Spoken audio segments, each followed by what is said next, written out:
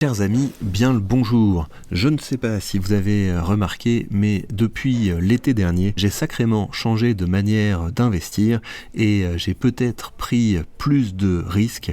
Et le corollaire de ça, c'est que j'ai considérablement augmenté le rendement de mon portefeuille.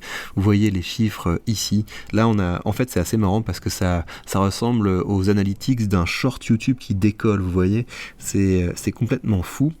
Donc si on fait le total des revenus du portefeuille pour ce mois d'octobre, vous voyez qu'on est à 1863 euros. Dans ces revenus, vous avez plus de 1650 viennent de la vente d'options.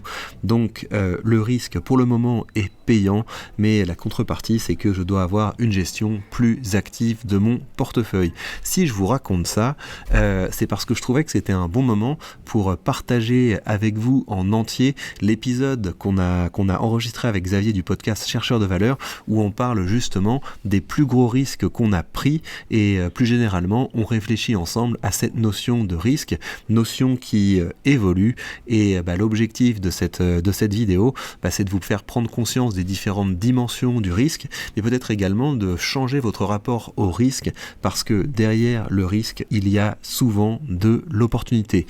Avant cela, je vous rappelle que vous avez les liens pertinents pour commencer à investir sous cette vidéo. Ceci dit, je vous souhaite un très bon visionnage. Bonjour tout le monde, soyez les bienvenus dans le podcast Chercheur de valeur. Alors aujourd'hui, on va vous parler risque, on va vous parler des risques qu'on a pris, peut-être pour vous éviter de prendre des risques ou peut-être pour vous encourager d'en prendre, vous verrez bien.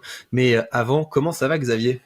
Écoute, ça va super bien et je pensais pas en préparant cet épisode avoir une réflexion. Pour moi, les risques, c'est quelque chose de connu, etc. Et puis en fait, en repassant un petit peu ma vie, les différentes décisions que j'ai prises, est-ce que c'était risqué, pas risqué, je me rends compte à quel point ma vision du risque a changé entre le Xavier qui... à peine 20 ans, qui sort des études, etc., machin.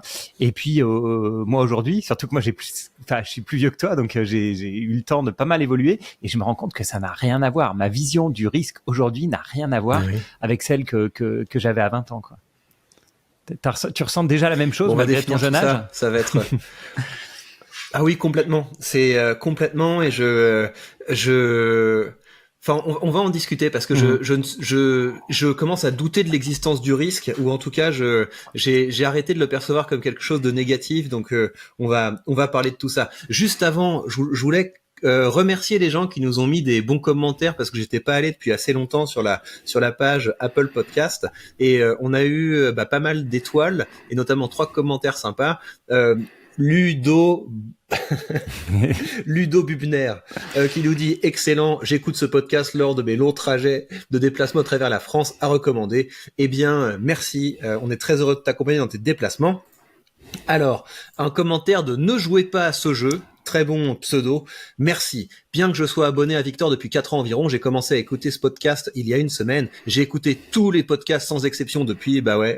Quand on découvre, on a envie de tout binge écouter. La valeur ajoutée est exceptionnelle. Je vous écoute en faisant du vélo ou en faisant jouer mon chat. Absolument sans transition, c'est exactement le genre de choses qu'il faut faire. L'audio fonctionne à merveille. On attend toujours de voir ce que va répondre l'un à l'analyse de l'autre. C'est passionnant. Excellent. Mais c'est chouette qu'il y ait aussi des gens qui viennent depuis chez moi, parce que j'ai l'impression que, vu que la dernière fois ils ont voté pour ton portefeuille, j'ai l'impression qu'il y a beaucoup de gens qui te supportent. Et finalement, on a Denemont qui nous dit super podcast original et instructif. En écoutant l'intervention de Mathieu Muchery, j'ai été happé et enthousiasmé. Je n'ai pu rien faire d'autre durant l'écoute. Génial. Cela donne de l'espoir, je trouve. Bonne continuation. Top. C'est vrai que c'était marrant l'interview de Mathieu. T'as eu du nez. Oui. C'est lui en fait. Moi, je savais pas trop ce qu'il allait raconter, surtout qu'on a discuté avec lui avant de lire le bouquin. Mais c'est drôle. C'est un point de vue qui est minoritaire, on va dire, enfin sur certains points, et majoritaire sur d'autres. Et j'ai trouvé ça aussi sympa. Si vous l'avez pas écouté, écoutez l'interview de Mathieu Muchery, c'est très sympa, et où lisez son livre. C'est très sympa. On parle de dette, de banque centrale, etc., avec un point de vue intéressant. Et peut-être encore une chose avant qu'on se plonge dans le sujet d'aujourd'hui. Tu sais, la dernière fois, on avait commencé notre épisode en discutant de comment on investit quand les marchés sont hauts. Et il me semble des brefs échanges qu'on a eu ensemble que t'as pris quelques décisions dans ton portefeuille de réallocation, de sortir de certaines positions. Tu voudrais en parler un petit peu? Oui, bon, j'ai rien fait de drastique. C'est vrai que je me suis allégé un petit peu sur la tech, en fait, sur des sociétés sur lesquelles j'ai moins de conviction. Par exemple, j'avais du Netflix que j'avais acheté sur un point bas, qui a dû faire, je sais pas, vraiment une très très grosse performance, peut-être pas loin de 100%. Donc là, forcément, même si j'ai rien contre Netflix à long terme, je me dis qu'il y aura forcément un retour un peu là-dessus. En fait, il y a des boîtes sur lesquelles je souhaitais rentrer depuis un moment, du type Mettler Toledo, etc. Enfin, c'est des boîtes qui font des instruments de mesure, en fait. Donc, peser, mesurer du pH, mesurer des produits chimiques, etc. Donc, c'est utile un peu partout. Et ça fait partie de cette boîte que je surveille depuis longtemps, que je trouvais un poil cher. Et en fait, c'est pas qu'elle est devenue moins chère, mais il y a certaines boîtes qui ont pris 100%. Celle-ci a beaucoup moins augmenté. Donc, en fait, j'ai réalloué un peu vers des boîtes que je trouvais chères, mais qui me paraissent moins chères que la tech aujourd'hui, en fait. Donc voilà, mais rien de drastique. J'avoue que j'ai toujours du mal à sortir des gros champions que j'aime bien, parce que je suis prêt à accepter que Microsoft rebaisse de 20% avant de repartir. Et je fais pas spécialement de market timing, en tout cas sur ceux sur lesquels j'ai de grosses convictions. Mais voilà, Netflix, c'était un coup comme ça. Meta aussi, j'ai fait un très bon que j'ai aussi acheté vraiment sur les points bas. Donc voilà, ce genre de boîte sur lesquelles j'ai des convictions un peu moins fortes, soit j'allège, soit je sors complètement. Ouais. C'est vrai, hein. En fait c'est les bons moments, je trouve, pour tester toutes les positions qu'on a dans le portefeuille, des trucs qu'on avait laissé un petit peu courir, et quand les marchés redeviennent hauts, de se dire est-ce que t'as vraiment ta place ici? Et tu trouves que quand t'as fait du 100% sur une position, la question se pose, même si tu te dis ça peut encore tracer. 100% ça se prend, et tu te dis c'est quand même bien de le prendre. Moi, je vais te dire, il y a certaines boîtes, non? Moi, je vais te dire, c'est parce que ça a fait 100% en 6 mois.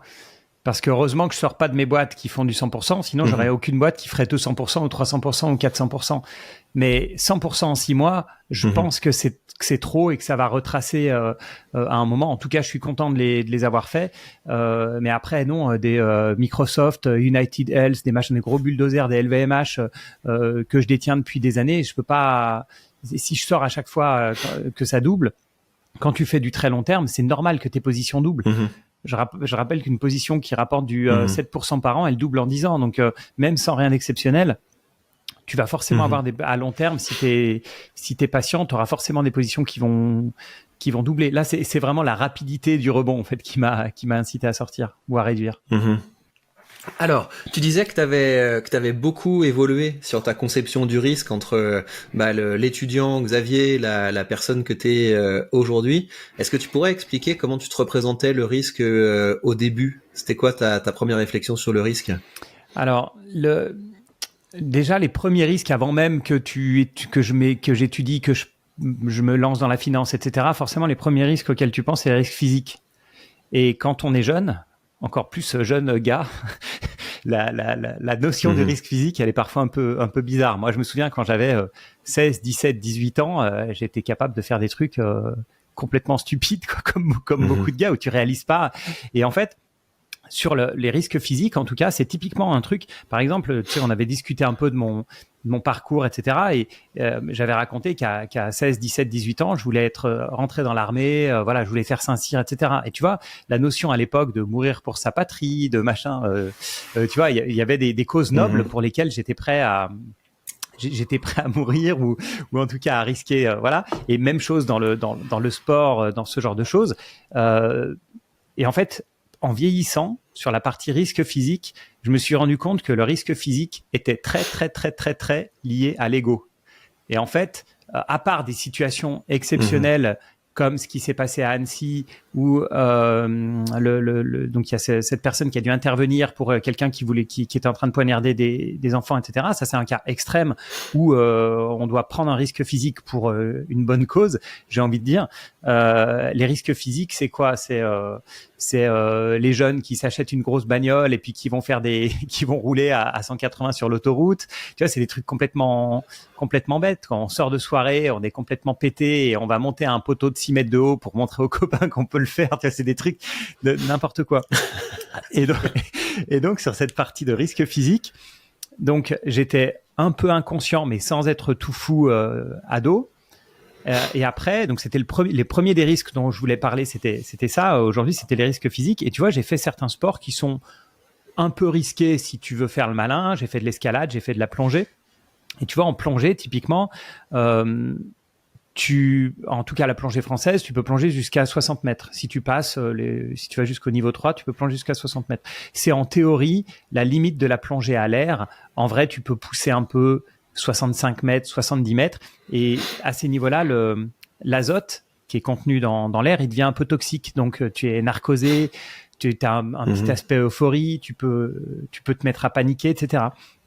Et tu vois, je me rappelle que quand j'ai fait la plongée, que j'ai passé mon niveau 1, mon niveau 2, mon niveau 3, etc., des spécialités un peu, bah, pour moi, j'étais hyper fier de marquer sur mon carnet de plongée que j'avais fait, j'étais allé à 63 mètres, tu vois. Et le petit truc où je regarde des coraux à 15 mètres, bah, c'était sympa, mais moins que ça. Et en fait, une fois, lors d'une plongée, je me suis mis à paniquer. J'étais à 60 mètres avec des plongeurs que je connaissais pas. Autant te dire qu'à ces niveaux-là, l'autre plongeur qui est à 5 mètres, c'est comme s'il était à 500 mètres. S'il te tourne le dos et qu'il voit pas que tu lui fais signe ou autre, t'es sur une autre planète, en fait. Je me suis mis à paniquer, j'ai voulu remonter, enfin, ce que j'ai pas fait, hein, sinon je serais plus là pour en parler, mais bon, bref, j'ai eu un gros coup de stress que j'ai réussi à gérer, et c'est une fois en haut, en remontant, que je leur ai dit, voilà, j'ai eu un gros coup de panique, j'étais limite à vouloir remonter comme une balle, ce qui aurait fait mousser mon sang comme une bouteille de coca que t'ouvres trop vite. Et puis ils m'ont dit, on n'avait rien vu, non, pour nous c'était une plongée normale, etc. Et au final, j'ai compris avec le temps qu'en fait, la plongée, le plus sympa, c'est quand tu plonges à 20 mètres, dans des coraux, t'as moins froid, t'as pas de palier de décompression, tu vois plein de vie alors qu'à 60 mètres, t'as rien. Bon, t'as peut-être des épaves parfois à 60 mètres, mais etc. Et tu vois, les risques physiques, en voiture, j'ai jamais pris trop de risques. Mais en fait, plus je vieillis, moins je prends de risques physiques. Et avec notamment j'ai passé un cap quand je suis devenu papa. Et quand je suis devenu papa, je me suis dit, mais alors là, les risques physiques, c'est plus moi. Là, maintenant, ça a un impact monstrueux si je disparais, tu vois. Il n'y a pas question de la mort romantique, tu vois ce que je veux dire. Ouais, il a risqué sa vie, mais c'est bien, tu vois. Maintenant, je vais vraiment réfléchir énormément avant de prendre des risques physiques. Donc, après, je parlerai des risques financiers qui ont aussi évolué, mais voilà, moi les premiers risques que j'ai pris et que je prends plus du tout, c'est cette partie risque physique. C'est très intéressant ce que tu as dit. Parce que quand tu dis que en gros, il y a une question de coût-bénéfice. Et le risque, les risques qu'on prend quand on est jeune, quand on est ado, t'as raison de dire que en face de ça, il y a de l'ego. Et donc t'as de l'ego, mais t'as aussi peut-être la perspective de te faire bien voir au niveau du groupe d'amis. Donc il y a quand même un petit bénéfice, mais en vrai, il est nul. Et donc c'est complètement stupide. Et donc tu vois, moi sur l'échelle coût-bénéfice du risque, au plus bas de la hiérarchie, et là où je me dis que c'est les choses qui sont vraiment les plus bêtes, je mettrais des choses comme la cigarette et l'alcool, parce que tu sais à 100% que c'est de la connerie. Tu sais à 100% que c'est de la connerie. C'est un risque que tu prends. T'as aucun bénéfice à aller récupérer derrière. Et donc pour moi, c'est ces risques-là qu'il faut absolument éliminer le plus vite possible de la vie, parce qu'il y a rien en face. Il y a rien en face, si ce n'est peut-être un peu d'ego ou des trucs bêtes, tu vois. Je vais plus loin que les autres, mais tu vas plus loin que les autres dans des domaines qui sont débiles. Et donc c'est effectivement ça, c'est un truc t'as raison de le dire quand on est un peu ado, je pense, parce qu'on n'a rien d'autre à mettre sur la table en fait. Quand t'es ado, t'es pas compétent, t'as pas tellement de projets de vie, donc c'est pour ça que c'est une période qui est si dangereuse, parce que le seul truc que tu peux mettre sur la table, c'est ça, c'est je suis prêt à bousiller un petit peu ma santé, je suis prêt à bousiller un peu et vous, est-ce que vous en êtes capable? Et plus j'ai évolué, plus j'ai grandi, plus je me suis dit qu'en fait le risque, c'est toujours bien. Les risques qui sont pas stupides, hein, les risques qui sont pas du type je vais mettre ma main au feu pour voir ce que ça fait. En fait, les risques, c'est toujours bien. Et ce qui est un petit peu commun dans toutes les choses que je vais partager, dans les différents risques que j'ai notés parce que je les trouve intéressants, c'est que en fait le risque, je trouve, qui se définit par rapport à la norme. C'est beaucoup ça aujourd'hui qui me vient à l'esprit quand je pense au risque. C'est que prendre un risque, c'est sortir du chemin qui est assigné par les autres et par la société. Et typiquement, l'investissement, c'est vu par 90% des gens en France, parce que 90% des gens n'investissent pas, c'est vu comme un risque par 90% des gens, alors que pour moi, le rapport coût-bénéfice est tellement en faveur de la personne qui commence à investir, que c'est pour ça que j'ai du mal, parce que j'arrive pas à me le représenter comme un risque. J'arrive plus à me représenter ça comme un risque. J'arrive plus à me représenter l'investissement comme un risque. J'arrive plus à me représenter l'entrepreneuriat comme un risque, parce que j'ai l'impression que t'as quoi face à ça ? Face à ça, t'as je ne fais rien. Mmh. Et là, c'est complètement nul comme marché. Si c'est j'investis, donc à la limite, je peux perdre un petit peu, mais les perspectives de gains sont vachement importantes, versus je ne fais rien, je ne change rien. Mais évidemment que tu vas commencer à prendre des risques. Donc on appelle ça risque parce que le reste de la société va appeler ça du risque. Mais moi, je le perçois plus du tout comme des risques. Je les perçois seulement comme des séries d'opportunités. Mmh. Et je suis d'autant plus d'accord avec toi que le risque, en fait, c'est une probabilité d'avoir un dommage, enfin un problème, quel qu'il soit, physique ou... Et tu vois, quand tu parlais de la cigarette, la probabilité, si tu es un gros fumeur, la probabilité d'avoir un pépin un jour lié avec la cigarette, en fait, c'est quasi 100%, quoi. Alcool, cigarette... Et donc, tu as une énorme probabilité d'avoir un pépin qui, lui aussi, sera sérieux. Parce que, bien sûr, dans le pire des cas, c'est des cancers, etc. Mais même le niveau d'avant, je veux dire, tu peux déjà... tu pourras plus faire de sport, tu seras totalement essoufflé. C'est des choses qui t'as plus d'odorat, plus de goût. Je veux dire, c'est des impacts qui sont quand même vachement très, très lourds, quoi. Et tu parles d'entrepreneuriat et tout ça. Et moi, quelque chose aussi que j'ai réalisé, c'est que avant, quelque chose qui ratait, pour moi, c'était un risque. Tu vois, la possibilité de rater quelque chose. Par exemple, je sais pas, tu prépares un concours, tu prends 1 an pour préparer un concours, tu le rates, qu'est-ce que tu fais après? Tu vois, ou des gens qui vont préparer médecine, par exemple, ils vont préparer médecine une année, ils ratent, ils repréparent médecine, ils ratent. Oh, j'ai pris un énorme risque en faisant ça, etc. Mais moi, tant que tu peux faire demi-tour, tant que tu peux prendre une autre voie, tant que c'est pas un risque qui te met par terre, et le risque physique, tu vois, par exemple, un risque qui te paralyse, c'est vraiment un risque qui a des conséquences énormes. Mais si c'est quelque chose qui est temporaire, tu vois, par exemple, j'ai fait des gros trails, j'avais un nombre d'ampoules, j'avais 5 ampoules par pied. Ouais, mais 1 mois plus tard, j'avais plus rien, tu vois. Enfin, j'ai perdu 4 ongles de pied. Désolé pour ceux qui sont en train de manger. Mais voilà, bon, tu vois, ça c'est des risques qui sont temporaires. Ou par exemple, presque se casser un bras, tu vois ce que je veux dire, c'est pas si gros que ça. Tous ceux qui font du skate, par exemple, c'est dangereux, mais ils vont pas mourir, tu vois. Donc, tu fais du skate, tu vas t'écorcher tout le temps, tu vas te casser des bras. Mais d'un autre côté, si tu as un pépin, si tu te chopes une crampe en plongée à 60 mètres, tu vas y laisser ta vie, tu vois, pour une crampe. Alors qu'en skate, tu vas te faire très très mal, mais et c'est considéré comme risqué. Mais tant que tu sautes pas d'une rampe de 20 mètres, tu vois, la notion du risque, elle est très très variable. Et puisque tu parlais d'entrepreneuriat, tu vois, préparer un concours et le rater, c'est pas grave. Quand t'as 20 ans, t'as perdu 1 an de ta vie, c'est rien, tu vois. Ou monter une boîte, tu consacres 1 ou 2 ans de ta vie, tant que ça t'a pas ruiné, tant que t'as pas tout mis ton argent et que t'as pas tout planté. Ok, t'as perdu un peu de temps, mais t'as appris très très largement aussi. À mon avis, t'as pas perdu ton temps tant que ça, et tu peux repartir. Donc c'est là, je suis d'accord avec toi. La notion de risque, elle est, enfin en tout cas en entrepreneuriat, j'ai rien classé d'entrepreneurial dans les risques pour moi. Je vais présenter bientôt le premier risque que j'ai pris, mais en fait tu m'as vraiment embarqué avec toi quand t'as parlé de plongée sous-marine, parce que c'est un truc que j'ai jamais fait. C'est quoi une crise de panique? C'est un truc du type, t'as l'impression que t'auras pas la force de remonter, t'as l'impression d'être tiré vers le bas et c'est ça qui te fait peur. Enfin, qu'est-ce qui déclenche une crise de panique en plongée? Moi, je sais pas ce qui a déclenché, c'est que c'est sûr que la narcose, tu résonnes un peu, c'est un peu comme si t'étais ivre. Enfin, c'est un truc un peu bizarre. Et en fait, moi, c'était de la claustrophobie, quoi. Ce que j'avais jamais eu auparavant. Mais tu sais, cette sensation de pas pouvoir respirer assez, et puis cette sensation d'avoir envie de respirer de l'air, de respirer à la surface. J'ai eu envie de remonter, en fait, si tu veux, tout simplement. Sauf que 60 mètres, je sais pas si t'imagines, mais et tu es censé remonter à une vitesse, certaine vitesse, tu vois. Tu peux pas dépasser un certain nombre de mètres par minute, etc. Puis en plus, faut faire des paliers. Donc même quand tu arrives à 5 mètres, ta montre, ton ordinateur te dit qu'il faut rester 15 minutes à tel endroit, etc. Tu vois, donc tu remontes pas comme ça. Faut remonter très lentement. Et tu vois, quand tu as des petites bulles qui remontent dans l'eau, faut monter à la vitesse des bulles, quoi, en gros. Et là, mon cerveau, heureusement, il y avait une partie qui marchait, mais m'a dit, bah, remonte, va prendre une bouffée d'air. Tu vois, il faut presque, il y en a qui arrachent. Bon, ils sont pas fous quand même, ça arrive peu, mais tu vois, tu peux te retrouver à paniquer, à enlever ton matériel, à faire des décisions complètement débiles. Mais bon, moi, ça a pas du tout été là. Mais en fait, le plus gros risque pour moi, c'est pas la panique, mais c'est comme je disais, tu as une crampe. T'as plein de lieux en fait où si t'as un petit pépin, c'est pas grave. T'as une crampe dans la rue, bah, t'en rigoles et puis tu t'étires le mollet. T'as une crampe à 60 mètres, c'est compliqué, tu vois ce que je veux dire. Donc il y a plein de petits pépins comme ça. Je sais pas, même tu vois même presque une attaque cardiaque. Si t'as quelqu'un, t'es à l'air libre et tout, on peut t'aider, mais en plongée, bah c'est quasi foutu quoi.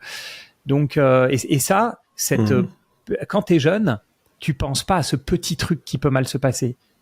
Tu vois, tu vas aller dans un environnement extrême et tu penses pas que le petit dérapage, un truc tout bête, je sais pas, tu perds ta palme par exemple, tu vois, tu perds une palme ou ben, d'un coup tu as du courant, tu as quelque chose, ça peut faire très très très très mal quoi. Ah ouais, je ne ferai jamais un truc comme ça. Mais je te conseille, hein, la plongée, toi qui voyages, si tu goûtes à ça, tous ceux qui ont goûté adorent ça. Dans des trucs tranquilles, mais si toi qui visites des beaux lieux et qui va continuer à visiter des beaux lieux, ben c'est parfait déjà. Oui, bien sûr. Et moi, je fais ça tranquillement en surface. Je vais regarder les rochers, je vais regarder les jolis petits poissons et tout. En Méditerranée, c'est vachement sympa, il fait beau et puis je lève la tête, je respire quoi. Mais là, ton truc dans le noir absolu et non, jamais. Jamais. Alors, donc du coup, j'ai pris un risque pour cette émission, tu vois, parce que évidemment, j'aurais pu revenir sur des trucs dont j'ai trop parlé, tu vois, se lancer ou pas se lancer, etc. Donc, je voulais prendre quelque chose d'un petit peu plus nouveau. J'ai commencé les options.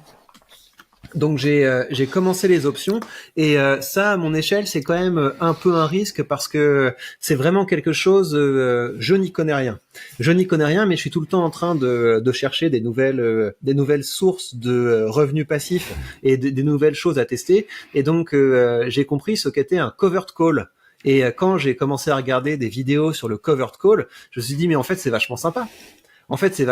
Tu fais un pari avec quelqu'un, enfin en tout cas tu passes un contrat avec quelqu'un. Le contrat c'est quelque chose du type regarde, aujourd'hui telle action vaut 20.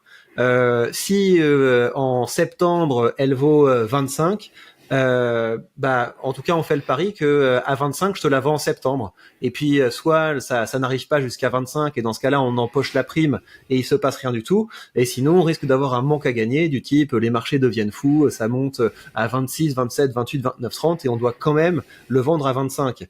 Et j'ai voulu tester le truc et en fait je sentais que je prenais un risque parce que quand on commence à vouloir aller vers ce genre de produits financiers, on doit changer d'échelle en fait au sein du courtier. Donc ça veut dire qu'il faut passer un questionnaire et puis on se retrouve avec un compte où on peut mettre les actions qu'on possède en collatéral pour emprunter avec du levier, etc. Donc c'est des choses que j'ai pas envie de faire, mais je sentais que je changeais de dimension.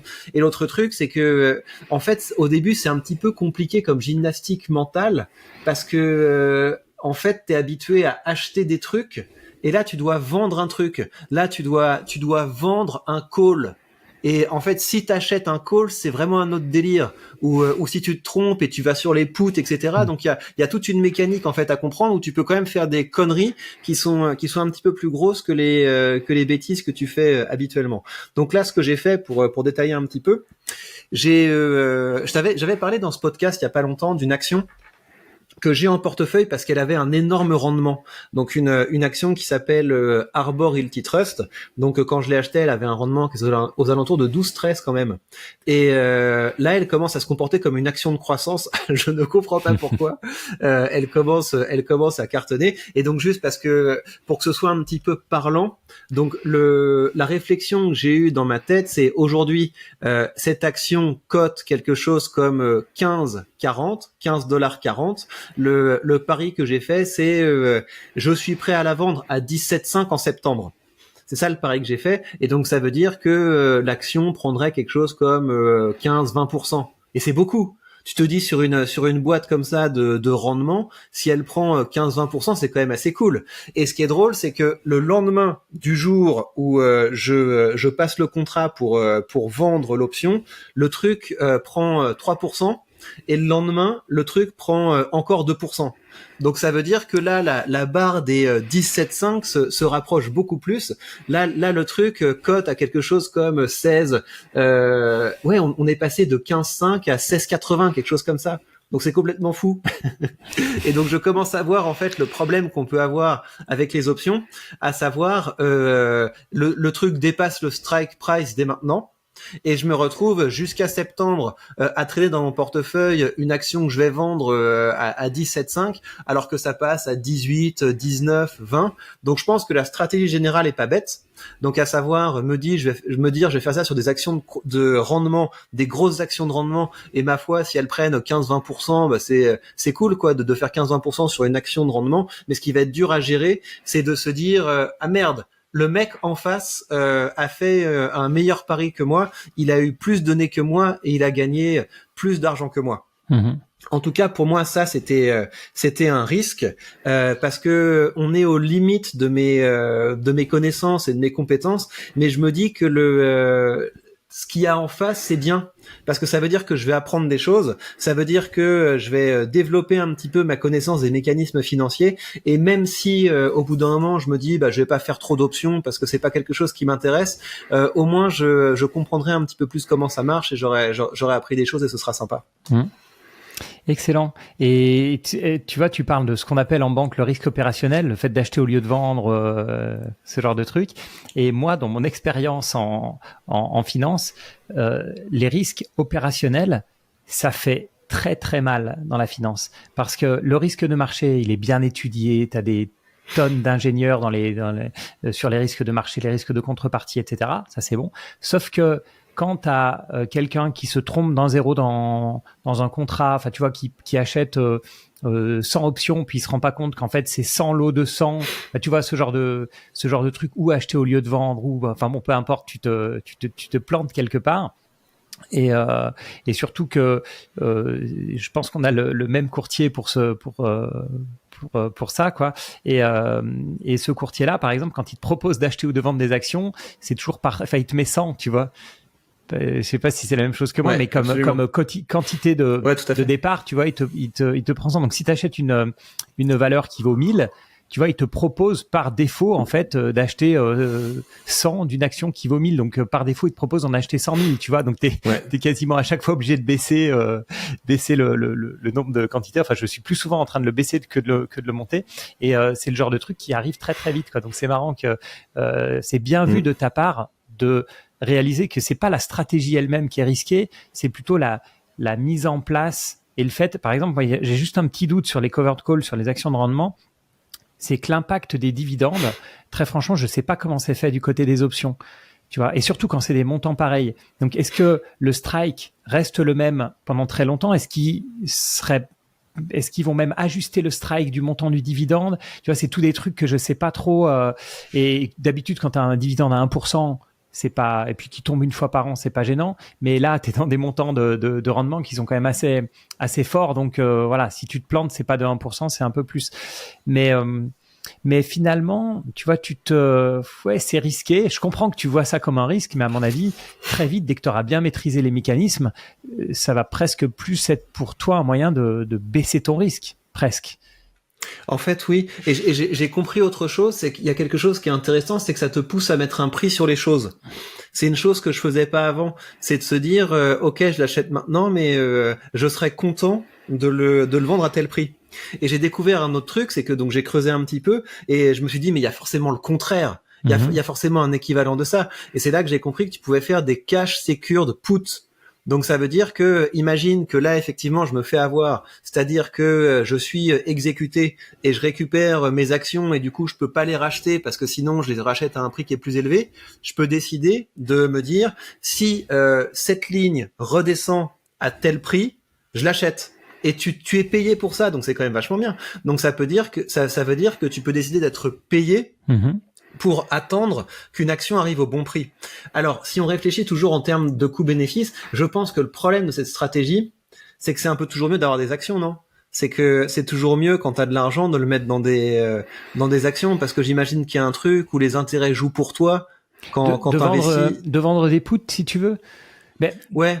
Déjà, d'une manière générale, ma vision, mais après, s'il y a des traders options, ils pourront me dire le contraire. Mais moi, ce que j'ai remarqué, c'est que donc les options, pour faire simple, c'est plutôt une assurance. On peut dire ça comme ça, puisque un acheteur d'options, il a le droit de choisir. Alors que le vendeur, lui, il subit le choix de l'acheteur, puisque c'est une option. Et donc, ces acheteurs d'assurance, si tu achètes une option de vente, si tu achètes un put, en fait, tu t'assures contre le fait que le marché se casse la figure. Donc, cette prime-là, tu la payes, et le vendeur de put, lui, va le recevoir. Donc, globalement, les professionnels ont tendance à être plutôt vendeurs d'options. Et c'est toujours un petit peu plus malin d'être vendeur d'options parce que tu deviens l'assureur au lieu d'être l'assuré. Et le prix est calculé pour que les vendeurs d'options puissent rentrer dans leurs frais, tout comme le prix des assureurs, il est calculé pour que les assureurs aient une marge et gagnent de l'argent. Après, sur les deux stratégies, donc la stratégie, je vends des puts, donc si ça baisse, à un moment, je vais me retrouver à acheter les actions à un bon prix. C'est pas mal, mais le truc, c'est que tu maîtrises pas quand ça va arriver. Et en général, ça va arriver quand? Ça va arriver, tu auras une crise Covid, tu auras un machin, et ce sera pas au plus bas. Hein. Tu vas les acheter, vas les acheter à moins 10%, et puis tu vas être en 2008, tu vas être en crise Covid, etc. Et à moins 10%, tu vas les acheter, mais le marché va aller à moins 20, moins 30. Moi, c'est pour ça que je serais pas fan de ce genre de stratégie. C'est qu'à nouveau, c'est pas toi qui choisis, donc tu subis totalement quand est-ce que tu seras exercé, enfin quand est-ce que la personne va exercer.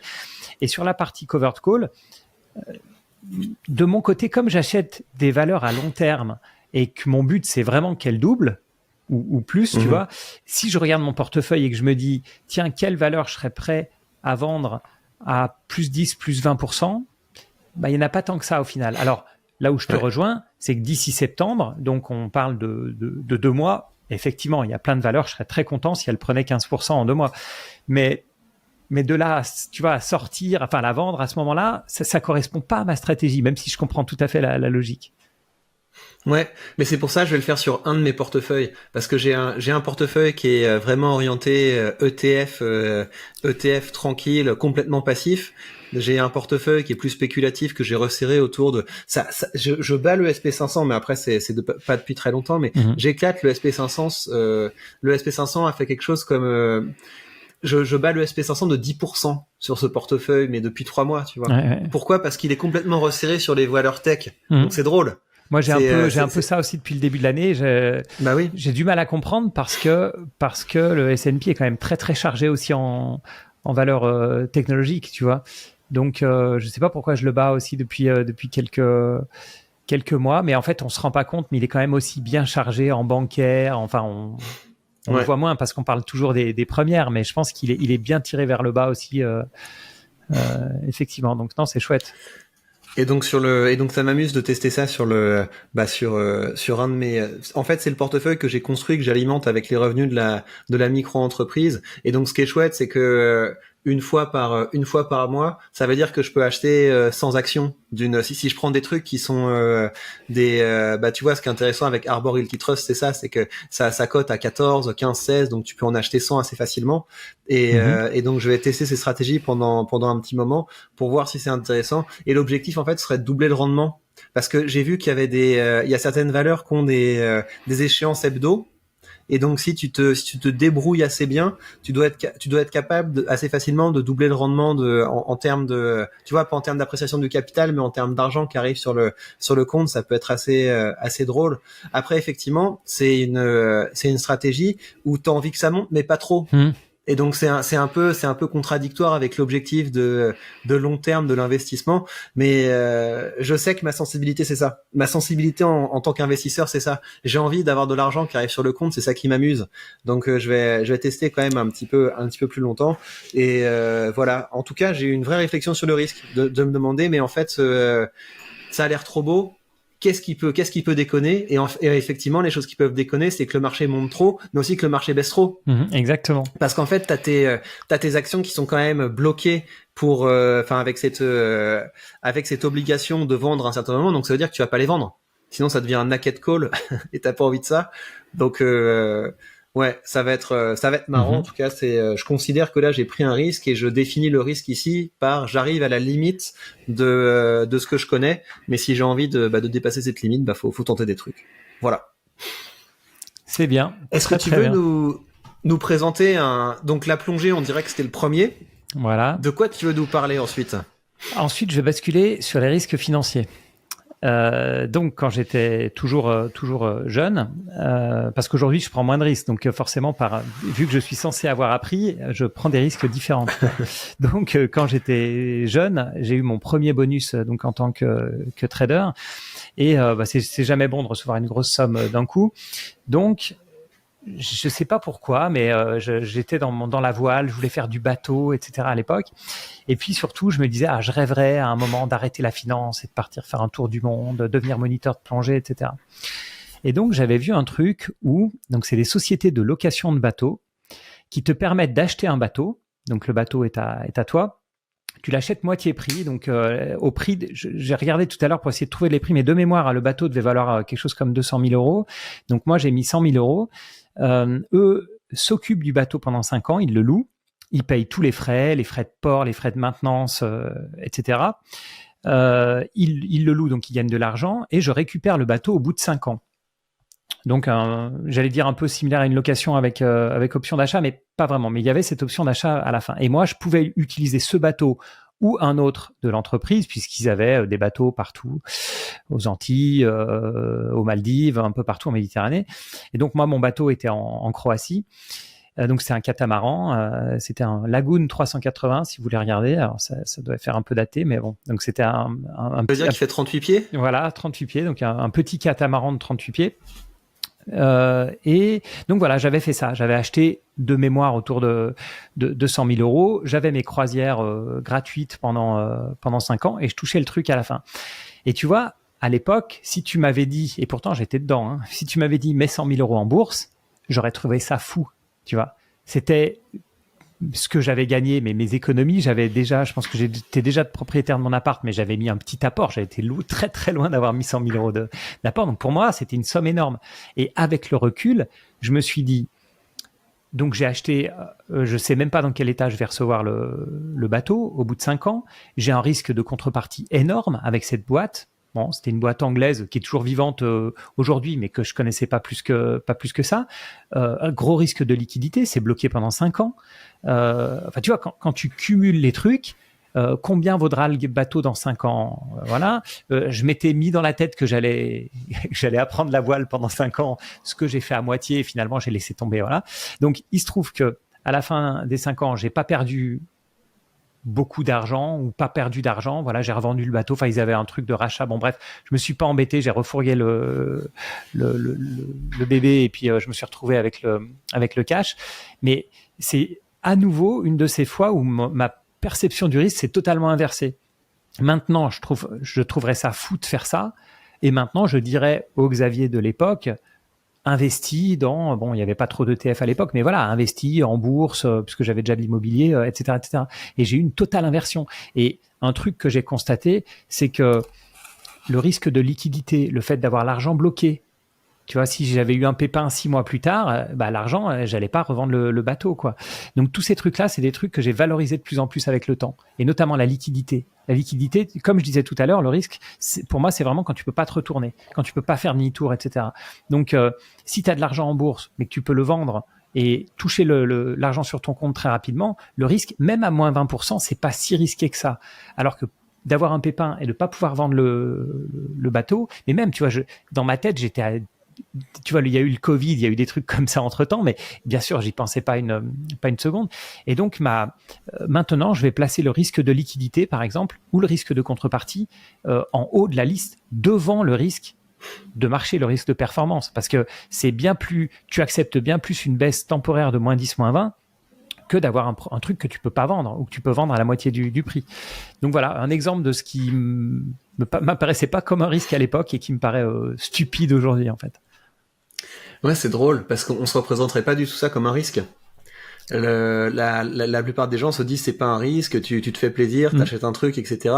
Mais plus on est éduqué financièrement, plus on peut tout analyser au regard du coût d'opportunité. Exactement. C'est complètement risqué par rapport à ce que tu pourrais obtenir par ailleurs. Donc ouais, c'est un très bon exemple, et c'est effectivement typiquement le genre de choses où à l'époque on considère pas du tout que c'est risqué. C'est drôle. Et c'était aussi risqué quand même, je tiens à le dire, c'est pas forcément que le truc était spécialement risqué, mais c'était risqué vis-à-vis de mon patrimoine de l'époque. Quelqu'un qui est aisé, etc., qui aime la voile et qui ferait ce genre de truc aujourd'hui, mais quelqu'un voilà qui a un gros patrimoine, pour lui c'est pas du tout un risque, c'est pas du tout de la folie. Enfin, si vous voulez le faire, faites-le. Mais c'est moi à l'époque, à mon âge, avec zéro connaissance de la voile, zéro connaissance de rien du tout, à peine connaître la société, etc. Tout s'est fait à distance. Bon, au final, ça s'est bien passé, hein, mais je me dis c'était un peu fou, quoi. C'était un peu fou. Ça aurait pu vraiment mal se terminer. Voilà. Et toi, alors, de ton côté?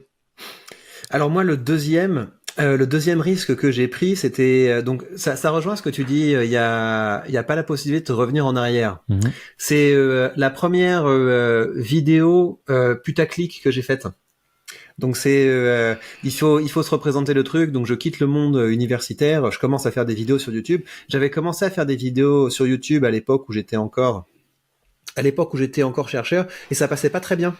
Donc les gens me disaient mais tu devrais pas faire ça, c'est vulgaire, on peut avoir des problèmes, machin truc, ça te rabaisse, etc. Et donc ça veut dire que quand j'ai commencé à faire des vidéos sur YouTube, c'était assez plutôt professoral, ça ressemblait à des cours filmés, quoi. Et il y a un moment où je me suis dit il va falloir aller plus loin que ça, il va falloir essayer de toucher un plus large public. Et il y a la première vidéo que j'ai faite pour que ça marche et pour que ça touche un large public, c'est quand Marlène Schiappa est allée chez Hanouna. Je sais pas si tu te souviens, mais à l'époque, beaucoup de monde parlait de ça. Il y avait même eu des questions au gouvernement. C'était, mais c'est scandaleux aujourd'hui, on a éclaté toutes les barrières, donc ça nous paraît, ouais, ok, un politique va chez Hanouna. À l'époque, c'était vraiment un gros truc. Marlène Schiappa qui vient chez Hanouna, c'est un mélange des genres qui était très bizarre. C'est dans le cadre du grand débat. Donc ça veut dire qu'elle était là pour prendre un peu des questions du public et puis motiver les gens à discuter entre eux et à faire rentrer leurs discussions sur le site du grand débat, etc. Et donc ça crée une ambiance. Je savais que ça allait être quelque chose d'assez surprenant. Et j'ai vraiment hésité parce que je savais que j'allais avoir des commentaires, tu sais, les commentaires du type oui, je suis sûr que quand tu as commencé ta carrière de chercheur, tu pensais pas que tu te rabaisserais à faire des trucs comme ça. Vraiment, quelle déchéance de partir de là, d'en arriver là, etc. Donc tu vois, j'imaginais vraiment tout à fait le genre de réaction que ça allait créer, mais j'ai décidé d'y aller. Et de façon générale, c'est une bonne idée de faire ça. Quand on commence à avoir une espèce de voix de la communauté dans notre tête qui nous dit ne va pas là, ne fais pas ça, qu'est-ce que les autres vont penser, en fait ça veut dire qu'on se connecte à l'audace. Ça veut dire on commence à se rapprocher de l'audace, et pour moi l'audace c'est quelque chose qui est toujours très positif. Donc j'ai fait cette vidéo, j'essaie de faire un truc classe. En fait, j'ai ramené le concept d'oclocratie. Le concept d'oclocratie, c'est assez rigolo. Les penseurs dans l'Antiquité, ils avaient un cycle des systèmes politiques. Donc, c'est-à-dire que t'as à chaque fois un système politique qui dégénère en un autre système politique. Donc, typiquement, une aristocratie, c'est pas mal. Enfin, on peut discuter, mais c'est pas mal. L'aristocratie, ça veut dire que les meilleurs sont à la tête. Une aristocratie qui dégénère, ça devient quelque chose comme une tyrannie ou une plutocratie. Donc ça veut dire que les gens ont le pouvoir, mais rien d'autre, quoi. C'est-à-dire qu'ils ont le pouvoir parce qu'ils ont le pouvoir, mais ils le méritent pas. La démocratie, c'est aussi un système qui est pas mal. La démocratie, c'est quoi? C'est le gouvernement de la volonté générale. Donc on suppose qu'on est capable de faire une synthèse finalement des différents avis et de prendre des décisions en fonction de ça. Et une démocratie qui dégénère, ça devient une oclocratie. Et l'oclocratie, c'est pas le gouvernement de la volonté générale, c'est le gouvernement de la foule. Donc ça veut dire ceux qui lèvent la main en premier, ceux qui crient les plus forts, c'est à eux qu'on va faire des cadeaux et c'est eux qu'on va écouter. Et je trouvais que ça ressemblait beaucoup à ça. En fait, Schiappa qui vient chez Hanouna, tu vois le micro qui circule dans le public avec oui, moi je pense qu'il faudrait plus de frites à la cantine. Oui, moi je pense qu'il faudrait augmenter le SMIC de je sais pas quoi, etc. Donc ça m'avait frappé. Donc j'avais essayé de faire quelque chose qui était assez, enfin voilà, qui apportait quand même un petit peu de valeur. Mais j'ai bien fait de prendre ce risque. Et donc, effectivement, il y a plein de gens qui m'ont dit oui, tu te rabaisses, machin truc, etc. Le fait est que c'est ma première vidéo qui a dépassé les 100 000 vues. C'est grâce à cette vidéo que j'ai dépassé les 1000 abonnés. Et c'est grâce à cette vidéo que j'ai commencé à monétiser. Et là, il y a un autre monde qui s'est ouvert. C'est possible de faire rentrer de l'argent en publiant du contenu sur les réseaux sociaux. Et quand j'ai vu que c'était possible, après, j'ai essayé d'aller à fond dans cette direction. Mais en tout cas, pour le coup, c'était un risque parce qu'une fois que tu as fait ça, une fois que tu as publié un contenu où, entre guillemets, tu t'affiches à débriefer des choses qui relèvent de Hanouna, quoi. Après, dans le monde universitaire, on te dit... Enfin, au début, parce que maintenant, ça m'arrive de donner cours à l'université, les gens viennent me voir parce que j'ai fait ça. Mais à l'époque, non, c'était très limite et je suis très content d'avoir pris ce risque. Et c'est un très bon exemple parce que ça, c'est typiquement un risque auquel on pense pas beaucoup, mais je pense que le risque était réel dans le sens où là, tu l'as bien traité parce que maintenant, je pense que la plupart des gens qui nous écoutent ont déjà vu tes vidéos sur ta chaîne principale. Quel que soit le sujet, tu le traites toujours avec c'est bien documenté, tu nous remets avec des grands penseurs, etc. Donc ça... tu ne baisses pas en gamme, tu vois ce que je veux dire. Tu vas sur des sujets qui sont plus putaclic ou même pas finalement, qui sont un peu moins glorieux que Platon, mais tu le traites toujours avec le même sérieux. Et je pense que là où tu aurais pris un risque bien plus violent, c'est si tu avais fait Hanouna Chiappa, mais en abandonnant ton style un peu universitaire, théorique, rhétorique pure, tu vois. Et si tu t'étais mis à changer même ton style, tes références et tout ça, là, je pense que ça aurait pu être la cata, tu vois. Si tu t'étais dit, moi, maintenant, je vais devenir un YouTuber mainstream et donc j'abandonne, je change le thème, mais en plus de ça, je change tout, quoi, le style, les références, etc. Ouais, et c'est là que pour moi, on touche à ce qui est pour moi un des plus grands risques. Le plus grand risque, c'est de pas être aligné avec ses valeurs. Pour moi, c'est ça le vrai risque. Ouais, j'allais le dire, tu avais déjà parlé de ça, de lister ses valeurs, etc. Et c'est exactement ça. C'est qu'en fait, tu les as gardées. Donc, en tant que spectateur, typiquement, c'est le genre de changement de contenu qui me surprend pas, en fait, qui me choque pas. Je trouve ça normal. Le créateur, lui, il se dit, je fais une folie. Mais en tant qu'auditeur, en fait, on se dit, non, c'est normal, c'est un nouveau sujet, c'est cool, parce que moi, ça m'intéresse plus, tu vois. La plupart des gens, je préfère entendre parler d'Hanouna Chiappa par Victor Ferry plutôt que quand il nous parle de Platon, tu vois. Mais pour toi, c'est un gros changement vu de l'autre côté. Mais je veux dire, il y a ça, mais même si ça bide énormément, tu vois, c'est beaucoup plus acceptable de prendre un risque et de se foirer complètement. Si t'as pas essayé d'être quelqu'un d'autre, quoi. Si t'es resté aligné avec ce qui est important pour toi, parce que la vie est longue. La vie est longue, il y a des cycles et le truc le plus important, c'est que tu as une vision, tu sais où t'as envie d'aller, tu sais ce que t'as envie de faire et tu sais qu'il y aura des critiques le long du chemin, mais toi t'écoutes ce qui est le plus important, à savoir ta voix intérieure et ce que t'as envie de créer. Et donc ça, c'est quelque chose. Une fois que t'as compris ça, il y a plus tellement de risques. Il faut quand tu t'écoutes, il y a plus tellement de risques parce que au pire les gens vont t'attaquer, mais toi tu sais ce que tu as envie de faire. Et les gens qui critiquent aujourd'hui, ils se tairont demain parce que tu seras resté aligné. C'est ce qui manque à la plupart des gens. Donc pour moi c'est ça qui est un des plus gros risques. Un des plus gros risques, c'est pas de sortir de sa zone de confort comme on dit, c'est de se trahir en fait, ou de se renier, ou ouais, c'est ça le gros risque. Excellent. D'accord. À ton tour, qu'est-ce que tu nous présenterais comme dernier risque ? Dernier risque, c'est aussi un risque financier. Alors, c'était une galère immobilière que j'ai déjà racontée dans notre excellent épisode sur les galères immobilières. Si vous l'avez pas écouté, je vous le conseille. Donc, je vais faire court parce que le but c'est pas de reparler de ça. J'ai voulu acheter un gros rendement. J'ai acheté un petit appart dans le 18e qui était dans les prix au mètre carré les moins chers. L'appart vraiment pas terrible, déjà loué. Et je savais donc qu'il y avait un risque de potentiellement non-paiement des loyers en fonction de... Voilà, c'est pas moi qui ai choisi le locataire, etc. Donc, comment j'ai analysé le risque au moment de l'achat ?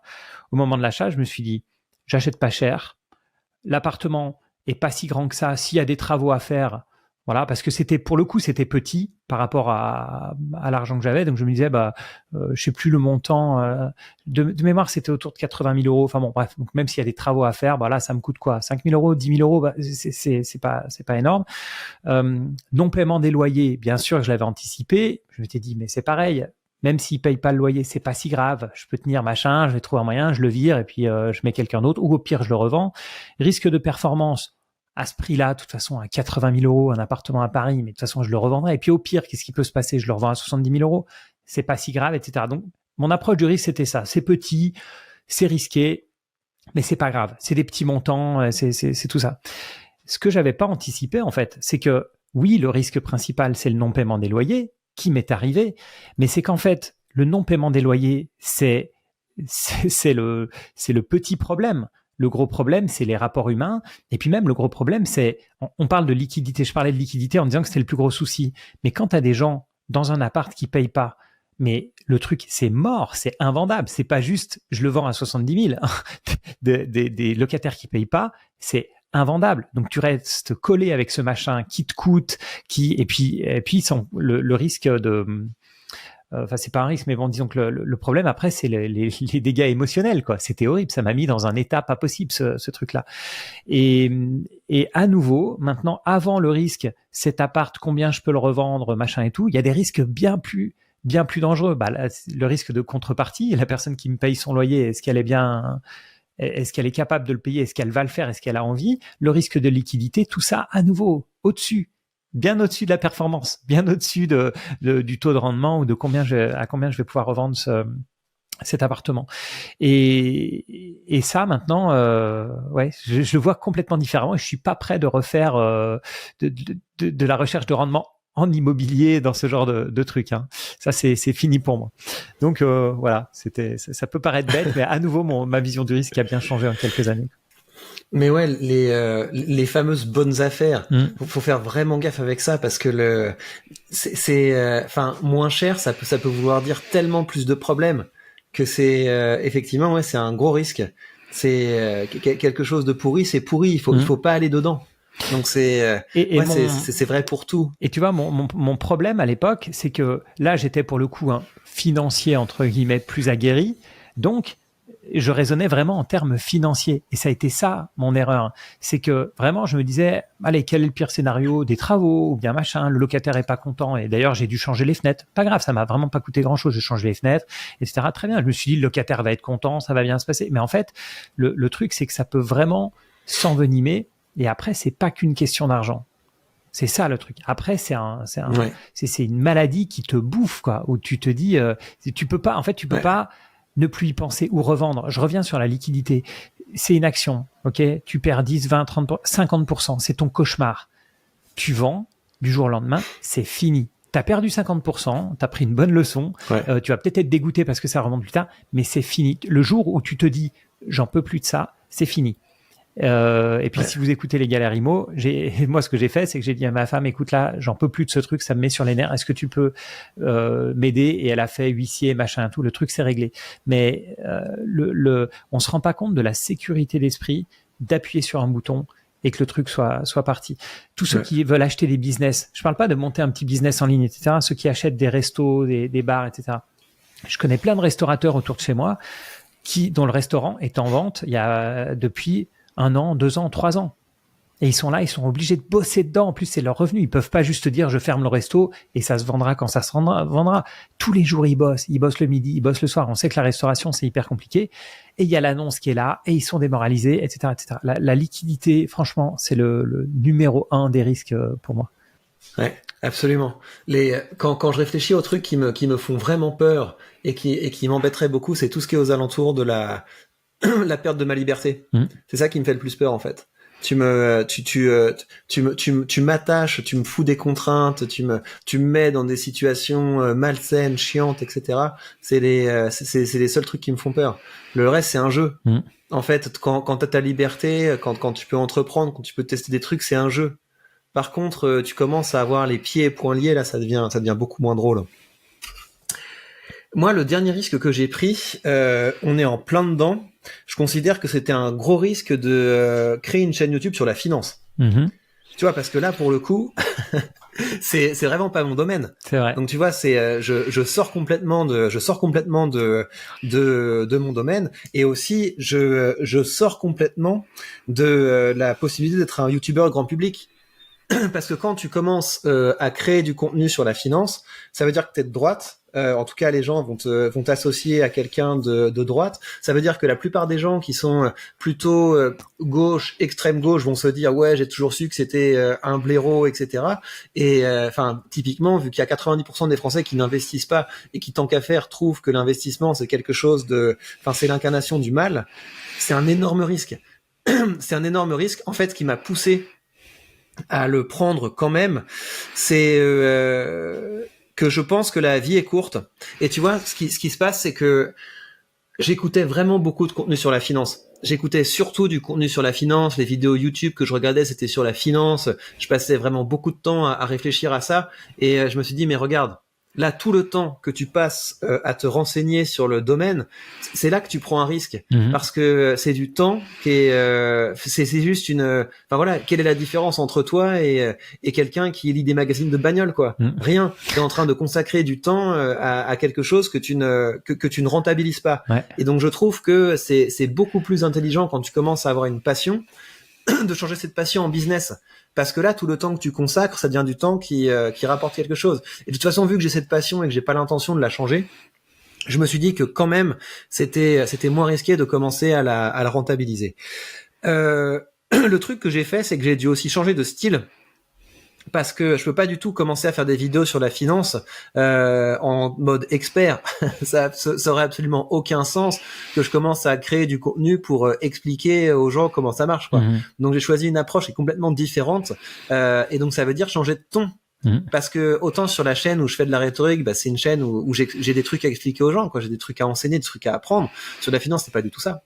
Donc le ton que j'ai adopté, c'est plus le parcours, quoi. C'est t'es transparent, tu dis voilà, j'ai envie de me lancer là-dedans, j'ai envie de progresser là-dedans, et je vais documenter le parcours au fur et à mesure. Et je trouve que c'est une bonne manière de faire. Mais ça a eu un coût. Effectivement, il y a plein de gens qui ont arrêté de me suivre parce que j'ai commencé à faire ça. Et c'est un coût que je suis prêt à assumer, parce que encore une fois, la vie est courte, et quand il y a des choses qui nous plaisent, c'est trop bête de se retenir d'y aller, c'est trop bête de se retenir de le faire parce que vous avez peur de ce que les autres vont penser. De toute façon, quelqu'un qui est prêt à vous à vous rouler dans la boue parce que vous faites d'autres choix que lui, vous n'avez pas envie d'avoir ça dans votre communauté, vous n'avez pas envie d'avoir ça dans votre environnement. Donc de toute façon, autant suivre les choses qui vous plaisent. Mais ouais, c'est un risque de réputation, et c'est aussi un risque de se retrouver dans une situation où on te dit ouais, mais en fait tu dis n'importe quoi.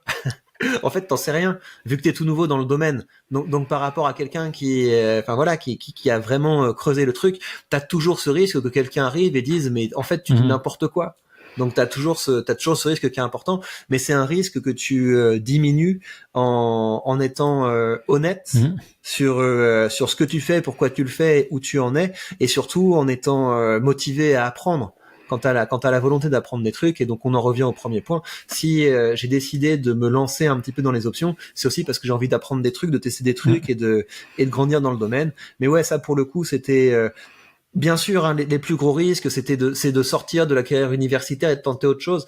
Mais là, je voulais prendre des choses qui étaient plus récentes et dont j'avais pas parlé. Et ça, pour le coup, c'était risqué, ouais. Et je trouve qu'elle est sympa ton approche, parce que moi, forcément, je reçois, je vois passer beaucoup de contenu finance, que j'écoute peu, j'écoute très peu de contenu francophone finance, voire même zéro.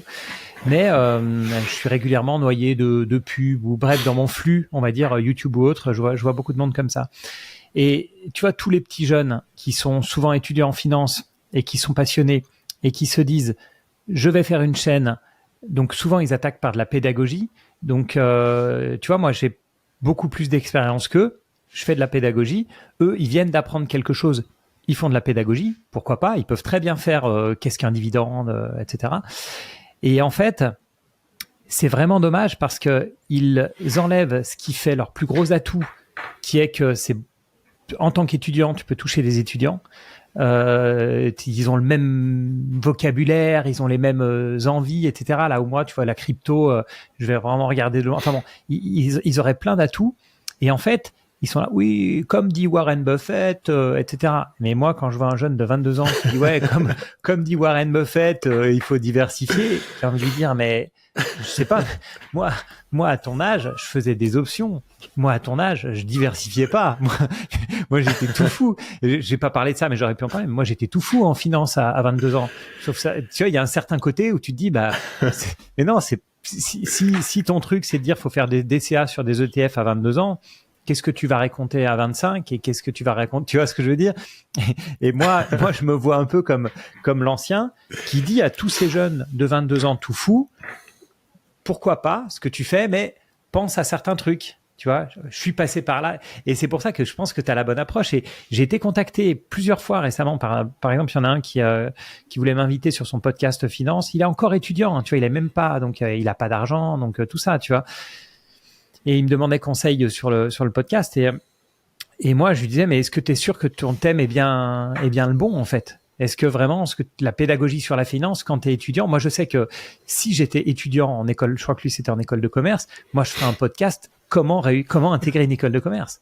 Je viserais ceux d'en dessous, tu vois. Ou alors, je ferais comme toi, je me lance mais je pense qu'il est un peu jeune pour faire ça parce qu'il a pas beaucoup d'épargne, j'imagine. Quand tu es étudiant, tu es fauché dans 99,9% des cas. Mais moi, à sa place, je me dirais, mais je suis en école de commerce. Je dirais, voilà comment il faut faire. Voilà comment préparer les concours. Voilà, tu vois ce que je veux dire. Et ça, moi, je peux pas faire ça. Je suis largué. Enfin, bon, bref. Donc, oui. Ouais, c'est le bon. T'as pas grand chose à perdre, en fait, au final, avec ton approche. Et je pense que ça parle à beaucoup de monde qui est dans le même état d'esprit que toi, de je veux tenter, comment je fais avec mes 1000 premiers euros, etc. C'est très, très fort. Et un truc, là, moi, ce qui m'a le plus surpris, en tant que, juste c'est pas du tout le contenu finance. Ce qui m'a fait bizarre en tant qu'auditeur de Victor Ferry, chaîne principale, ce qui m'a fait bizarre, c'est le ton. Tu vois, ce côté, surtout quand tu es allé dans des vidéos un peu provocantes, où tu sors de la finance, justement, où tu vas faire des trucs un peu politiques, où voilà, tu vas balancer des punchlines, etc., souvent dans des shorts et tout ça. C'est plus là où je me suis dit, où parfois je me dis, mais qu'est-ce qu'il fait, Victor? Tu vois, alors que ton contenu, et je trouve d'un certain côté plus risqué, mais le risque est hyper minime, hein, de faire un short, qui peut faire presque plus de bad buzz que de bon buzz, tu vois ce que je veux dire, parce il va plutôt être récupéré par un camp qui va trouver ça hyper choquant ce que tu dis, tu vois, plutôt que par des gens qui ont les mêmes idées que toi. Mais je sais que tu sais très bien pourquoi tu fais ce genre de contenu. Donc moi, j'aurais trouvé beaucoup plus risqué ces contenus-là, des punchlines, souvent sur, tu vois, les marchés, le capitalisme, etc. Je trouve ça beaucoup plus dangereux que ta chaîne finance qui est, comme tu le dis, grâce à ton honnêteté, ta transparence et tout, qui est, je trouve finalement assez peu risqué, quoi, assez bien vu. Ouais. Il y a un truc que je vois aussi, c'est que j'ai les stats des gens qui s'inscrivent, qui commencent à ouvrir des courtiers, tu vois, via les liens d'affiliation que j'ai. Et là, je peux faire une prévision là. Ça va bientôt se casser la figure parce que je vois les chiffres d'ouverture de compte qui explosent. D'accord. Donc ça veut dire qu'on ça ressemble à une fin de hype, tu vois, où quand je commence à avoir des chiffres où il y a tellement de nouveaux qui ouvrent des comptes, et je le vois dans les questions. Ça veut dire que là j'ai l'impression qu'on est à un moment du cycle où les gens qui étaient sortis sont rentrés, et là il y a des nouvelles personnes qui arrivent. Et des nouvelles personnes qui arrivent qui se disent tiens, c'est marrant les marchés financiers, ça a l'air de monter, etc. Donc j'ai fait une vidéo qui s'appelait ça va baisser. Parce que je trouve qu'en fait c'est important. Tu vois, moi j'ai pas connu grand chose. J'ai connu le Covid et j'ai connu la guerre en Ukraine. Là il y a des gens qui commencent à investir. Tu vois, quelqu'un qui a ouvert un compte il y a 2 mois, 3 mois, il a juste vu des marchés qui montent.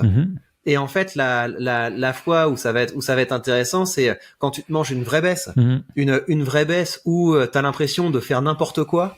Et une vraie baisse où tout le discours que tu as reçu jusqu'à présent du type la finance c'est le casino, mets pas ton argent là-dedans, tu vois, c'est ça qui est important. C'est est-ce que tu vas être capable d'encaisser ça, t'es tout nouveau, tu l'as jamais fait, t'as l'impression de faire une connerie en le faisant, Mhm. et tous les gens autour, parce qu'en plus, tu vois, une vraie crise, tu vois, qu'est-ce qui se passe dans la guerre en Ukraine? T'as la guerre en Ukraine, plus t'as tes thunes sur les marchés, et donc t'as à la fois peur à cause du contexte politique, Mhm. et puis t'as tous les gens autour de toi qui disent, ouais, c'est la merde, on n'a jamais vu quelque chose d'aussi horrible, mais au moins on n'a pas d'argent sur les marchés, tu vois. C'est vrai. Ouais. Donc va garder ton argent investi dans une situation comme ça. Donc c'est là, tu vois, que je vais prendre un ton un peu plus pédagogue, c'est que moi je vois les gens dans ma communauté. Les gens dans ma communauté, enfin rends-toi compte, c'est des gens qui s'y connaissent encore moins que moi. Donc tu vois l'idée. Des fois, je sens que j'ai besoin de faire un petit peu pédagogie pour expliquer, bah voilà, moi j'ai commencé à investir à partir de tel moment. Quand les marchés ont baissé pour la première fois, je me suis senti comme ça. C'est probable que vous vous sentiez comme ça. Et puis par ailleurs, moi j'ai des revenus, quoi. Mhm. Donc si l'argent que vous investissez, c'est un truc où vous vous dites, je vais l'utiliser dans 2 ans pour faire mon apport immobilier, mais investissez pas, quoi. Mhm. Donc tu vois, je sens que même sur cette chaîne finance, je commence à devoir prendre parfois un rôle de pédagogue. Et là, vraiment, les ouvertures de compte, ça a explosé. Mhm. Donc, ouais, ça veut dire qu'il y a des gens nouveaux qui sont venus. Donc, j'imagine que dans pas longtemps, tu vas avoir les vieux de la vieille qui vont sortir des marchés, peut-être les institutionnels qui vont sortir des marchés. Et là, ça va être autre chose. Voilà. Bon, bah super. On a parlé finalement de risques, de beaucoup de risques non financiers, mais ce qui est très bien justement. Et c'est drôle, le risque de réputation, tu vois, c'est aussi un truc qui me ferait assez peur, bien que étant indépendant aujourd'hui, n'ayant pas besoin de la création de contenu pour vivre, etc. Tu vois, je pourrais me sentir libre de dire, bah j'ai une liberté de ton, je dis n'importe quoi, etc. Mais en fait, ouais, je me sens aussi une certaine responsabilité quand tu prends la parole en public, entre guillemets. Tu vois, t'as une certaine responsabilité de ce que tu dis. Et même si, donc c'est pour ça, je pense que de toute manière, je suis quelqu'un qui a un filtre, qui a un gros filtre dans la vie et encore plus en public. Donc, je pense que j'irai jamais sur ce terrain-là. Mais au final, dans les deux cas que tu as mentionné, Hanouna Chiappa et puis la chaîne finance, c'est là où on se rend compte que ce risque, il est très limité. Et d'ailleurs, est-ce que tu sais à quel point j'ai pas l'impression que cette nouvelle chaîne finance, elle soit bien connue par ceux qui te suivent pour ton contenu plus rhétorique. Je pense pas que c'est un impact, que les gens, est-ce que les gens savent pas en fait que t'aimes la finance, que t'es passionné par ça, etc. Je pense pas que ça les ait, qu'ils en aient entendu parler, quoi. Bah, en fait, il y a quelques personnes qui me découvrent, qui découvrent cette chaîne. En fait, t'as une partie des gens qui sont déçus, du type, ouais, je savais pas que t'investissais, je suis déçu. D'accord. Donc, j'essaie vraiment de leur dire, mais enfin, quoi, j'ai ma chaîne de rhétorique, c'est un business. Et je répète aux gens à longueur de vidéo, mais faites des trucs, quoi. Ma chaîne, elle s'appelle pas écoutez-moi parler, quoi. Elle s'appelle Parle. Donc tu crées des trucs, tu diffuses tes idées, etc. Et donc normalement, si ça se passe bien, c'est que tu diffuses tes idées, ça se change en projet, tu commences à avoir des ronds et au bout d'un moment tu les investis. Donc pour moi le chemin est assez classique. Par contre, ce que je sais, c'est que la plupart des gens qui suivent la chaîne finance, ils savent pas que j'ai autre chose à côté. Ou en tout cas, ça les intéresse pas. Mais oui, c'est des gens qui m'ont découvert à cause de la chaîne finance parce qu'ils s'intéressent à la finance et qu'ils aiment bien le ton. Donc il n'y a pas eu beaucoup de transfert en fait de la première chaîne vers la chaîne finance. C'est des gens qui trouvent ça drôle et qui trouvent ça intéressant, qui aiment bien le ton et aussi qui aiment bien la transparence. Parce que c'est un truc qui manque un peu, c'est que tu vois le mec qui te dit je suis un malade sur les marchés financiers, je rentre toujours et je sors toujours au bon moment, etc. Et en fait une fois de temps en temps il balance juste une petite capture d'écran et t'as aucune idée de la performance globale. Enfin ça va quoi, ça va. les traders de Twitter là, enfin ça va quoi. Ouais, tu vois, ça c'est toujours un truc qui me. Donc je pense que c'est intéressant pour les gens. Ouais, j'ai eu une grosse réflexion il y a un mois ou deux sur le fait de publier mon portefeuille, etc. Mais le problème c'est, ouais, je suis toujours à mi-chemin. En termes de business, je pense que c'est un bon business, que je pourrais publier mon portefeuille via un abonnement. Et puis voilà, j'ai eu tellement de propositions. Et puis d'un autre côté, mon portefeuille est extrêmement stable. Et finalement, je trouverais ça presque un peu, pas une arnaque, faut pas exagérer, mais je devrais donner beaucoup de contenu à côté parce que si c'est juste les mouvements que je fais sur mon portefeuille, tu vois, c'est pas non plus, c'est trop passif en fait. C'est beaucoup trop passif. Et l'autre truc que j'ai Ouais, bon, non, mais c'est ça. Et puis surtout, j'ai pas envie de devoir me justifier. Et malgré tout, quand tu commences à publier, à être transparent et que les gens te copient, et ça, les deux vont un peu avec.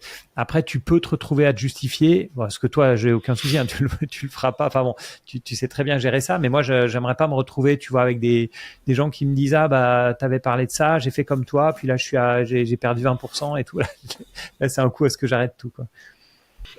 Ouais. Mais ça, je le dis vraiment très régulièrement. C'est en fait, si tu me copies, t'es bête, quoi. Mhm. Il faut surtout pas faire ça.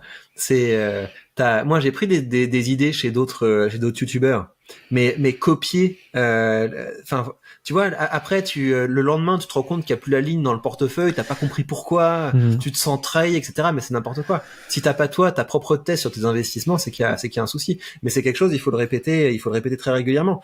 Mais d'un autre côté, quand tu commences, tu sais pas par où commencer. Tu vois, moi, si j'avais pas eu dans mon contenu des gens qui avaient ouvert un compte chez tel ou tel courtier, etc. Parce que ça, c'est la première question que les gens se posent. Tu vois, t'as tellement de possibilités parmi les courtiers que si j'avais pas été influencé par quelqu'un qui me dit, bah écoute, voilà, moi je suis sur celui-là, tu vas suivre mes vidéos sur ce courtier. Déjà, ça te met le pied à l'étrier, c'est vachement bien. C'est et vrai. puis après, t'as la deuxième question, j'investis dans quoi? Et au moins, tu vois, souvent t'as besoin d'un shoot de confiance. Et une personne qui investit depuis longtemps, etc., ça te donne ce shoot de confiance. Tu te dis, ouais, s'il fait ça, au moins c'est pas n'importe quoi. Et du coup, tu commences à investir, et du coup, tu te prends tes premières gamelles, et ça, c'est la meilleure chose qui peut arriver, parce que plus tôt tu te prends tes premières gamelles, plus tu te fais l'estomac, quoi. Donc ouais, je pense que c'est assez positif, mais ouais. C'est pas mal d'avoir tu sais, t'as une page Patreon à côté de ta chaîne, et puis sur cette page Patreon, tu parles de tes choix d'investissement. Et t'as pas besoin de faire un truc extrêmement compliqué. Et tu peux aussi parler tu sais, ne rien faire, c'est un choix d'investissement. Donc c'est vrai que moi, ce qui me limite aussi, c'est que donc quoi que tu fasses, mes a priori, c'est quoi que tu fasses, les gens vont copier. Donc je repars du thème. Hein. Être transparent, c'est super. Mais être transparent veut dire, bah, tu montres ce que tu as, voire même combien tu mets. Mais pour être totalement transparent, c'est combien ça représente par rapport à ton patrimoine global. Parce que tu vois, si tu veux être 100% transparent, parce que tu peux avoir un petit compte en bourse, tu leur dis, regardez, j'ai tant. Mais ce qu'ils savent pas, c'est qu'en fait, c'est 10% de ton patrimoine global. Donc tu peux être comme un fou là-dessus, ça a aucune importance. Et l'autre truc, c'est que ça correspond pas à tout le monde. C'est que tu peux pas avoir. Enfin, moi, je sais que le portefeuille que j'ai aujourd'hui, c'est pas celui que j'avais quand j'ai démarré, et pour de bonnes raisons aussi. Ça m'a pris du temps de connaître certaines boîtes qui sont un peu plus complexes avant d'être vraiment à l'aise et de rentrer dedans. Et en fait, tu vois, on en revient toujours au principe. Les bons conseillers, c'est des conseillers qui font du sur-mesure. Et il y en a très peu aujourd'hui, que ce soit des banques ou des conseillers en gestion de patrimoine, des gens qui prennent qui tu es, quel est ton patrimoine, quelles sont tes forces, tes faiblesses, ta vraie aversion au risque, etc. Et puis chacun va avoir un patrimoine différent. Et les gens vont avoir tendance à dire, ah bah Xavier, lui il connaît, il a fait ci, il a fait ça, il a fait ça. Donc finalement, moi qui connais pas grand-chose, j'ai largement meilleur temps de copier son portefeuille plutôt que de m'embêter à lire des bouquins. Je suis sûr que les gens vont faire ça. On peut faire le contraire, les gens vont faire ça. Mais oui, bien sûr, mais c'est un autre type de contenu. Tu vois, parce que c'est du contenu qui est adossé à un cas particulier. Mais quand tu parles d'un cas particulier, évidemment, tu parles des autres possibilités. Ça qui est intéressant. C'est vrai. C'est où t'en es dans ton parcours d'investisseur, qu'est-ce que t'aurais fait plus tôt, qu'est-ce que tu ferais à tel âge ou à tel âge, etc. Et donc ça devient un autre type de contenu qui est plus orienté sur qu'est-ce que tu fais maintenant, qu'est-ce que tu ferais si t'étais quelqu'un d'autre, etc. Non, moi je trouve ça assez intéressant. Après la question c'est combien de temps t'as y consacré, parce que ça veut dire en gros doubler la quantité de contenu que tu fais. Oui, mais ça c'est ça qui est le juge de paix, si tu veux. Et je veux pas consacrer plus de temps à la création de contenu. Ça me plaît, mais je veux dire, je veux pas tomber dans l'esclavagisme. Mais je pense aussi que c'est bien d'avoir une routine dans la création de contenu. Autant pour le créateur que pour l'audience. Donc si c'est pour faire un truc, tu vois, où t'en fais deux, enfin où j'en fais deux, et puis tout d'un coup il y a 6 mois de blanc pour en refaire un et tout, je trouve que ça a pas trop d'utilité. Et puis l'autre truc, c'est que je pense qu'il faut aussi que je me consacre à là où je suis le meilleur, enfin en tout cas d'après ce qu'on me dit, et je pense que finalement la pédagogie, c'est là où c'est ce qui me correspond bien. Donc je te laisse tester les covered calls et expliquer ça à ton audience. Et ça m'intéresse beaucoup aussi, donc ça va être sympa à suivre. Ah ouais, quelle découverte ce truc, c'est trop drôle. C'est trop drôle qu'ils aient tout balisé, quoi. T'as l'impression que, pour tout ce qui est, tous les délires qu'on se fait en tête, t'as un produit financier qui existe, quoi. C'est complètement fou. C'est vraiment très drôle. Alors. Et puis c'est vrai que quand pour tu ce qui est de commences la à section regarder valeur, les qu'est-ce que tu options, aimerais c'est mettre sans sur la fin, table? Alors écoute, pour la question valeur, j'avais 2 podcasts. J'ai pas choisi entre les deux, donc je vais vous dire les deux. C'est 2 podcasts techno. Alors il y en a un qui est très bien classé, l'autre beaucoup moins. Celui qui est très bien classé, c'est un classique. Hein, c'est Underscore de Micode. Micode, donc c'est un jeune qui parle souvent de hacking sur YouTube. Et en fait, j'avais pas tilté qu'il avait un podcast. Alors j'imagine que le podcast se retrouve aussi sur YouTube, mais bon, en tout cas moi maintenant je me suis mis à écouter le podcast. Donc il y a un podcast Underscore sur voilà, en format audio, et l'autre c'est un qui est beaucoup plus ancien vu qu'ils sont déjà à 9 saisons. Ça s'appelle Les Technos, et en fait c'est des discussions très libres comme on fait aujourd'hui, sauf qu'ils sont souvent 3 dans le podcast. Et ce qui est marrant, c'est que c'est des geeks, hein, donc ils parlent de trucs de geeks, donc c'est pas mal pour avoir les précurseurs un peu du net et tout ça, pour avoir une vue qui est un peu différente, parce que comme tous les geeks, je veux dire, tu sais, ils ont un côté un peu anard.